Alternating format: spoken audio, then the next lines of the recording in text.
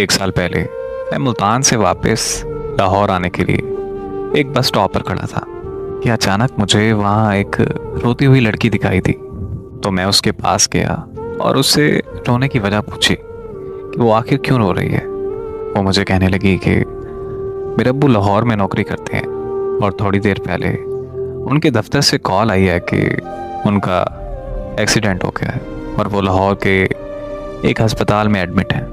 मैं लाहौर जाने के लिए पिछले 1 घंटे से बस का इंतज़ार कर रही हूँ, लेकिन कोई बस नहीं आ रही। बस इसी परेशानी की वजह से मुझे बहुत रोना आ रहा है। उस लड़की की बात सुनकर मैंने उसे हौसला दिया कि आप परेशान ना हो, सब ठीक हो जाएगा, अल्लाह पाक सब बेहतर करेंगे। इतनी देर में बस आ गई और हम दोनों लाहौर के लिए निकल आए। मैं उसका ध्यान बटाने के लिए इधर उधर की बातें करता रहा और फिर लाहौर पहुंचते ही मैंने उसे अपना नंबर दिया और ये कहा कि अगर उसे किसी भी चीज़ की ज़रूरत हो तो वो मुझे कॉल कर सकती है। फिर वो अस्पताल चली गई और मैं अपने घर आ गया। अगली सुबह मुझे उसकी कॉल आई और वो मुझसे कहने लगी कि मुझे आपसे मिलना है। तो मैं उससे मिलने के लिए एक रेस्टोरेंट पे चला गया। वहाँ वो मुझे कहने लगी कि मुल्तान में मैंने आपसे एक झूठ बोला था। मेरे अब्बू अस्पताल में दाखिल नहीं है, बल्कि वो तो मुल्तान में है और बिल्कुल तंदुरुस्त है। मैं तो अपने घर से भागकर उस लड़के से शादी करने के लिए लाहौर आई हूँ, जिससे मैं शदीद मोहब्बत करती हूँ। लेकिन उस लड़के ने मुझसे शादी करने से इनकार कर दिया है। मुझे उस लड़की की कहानी सुनकर बहुत दुख हुआ। तो मैंने उससे पूछा कि क्या मैं उसकी कोई मदद कर सकता हूँ।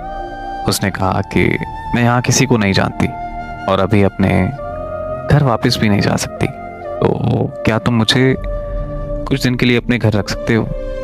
मुझे उसकी हालत देखकर उस पर बहुत तरस आया, लेकिन मैं उसे अपने घर नहीं लेके जा सकता था क्योंकि मेरी फैमिली उसको घर रखने के लिए कभी तैयार ना होती।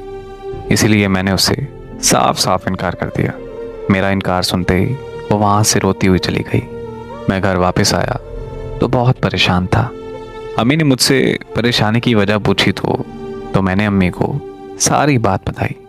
तो मेरी अम्मी ने कहा कि जाओ और उसे घर ले आओ। और इस तरह मैं उसे अपने घर ले आया और कुछ दिनों के लिए वो हमारी फैमिली का हिस्सा बन गई और मुझे उससे बहुत प्यार हो गया।